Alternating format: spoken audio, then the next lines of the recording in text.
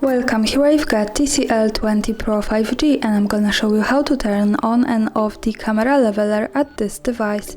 So let's start by tapping on the camera button to open it. And for now we are on auto photo mode. From here let's go to the left corner button to open the advanced camera settings. Now we have to slide a little bit down to the general category and here we can find the spirit level option. So by using the button from the right we can easily turn on and turn off our leveler. Now let me keep it turned on and let's move back to the camera preview. Here we can see it at the center. This is useful when we want to be sure that we hold our device steady when we need to take straight picture. As you can see, this is how it works.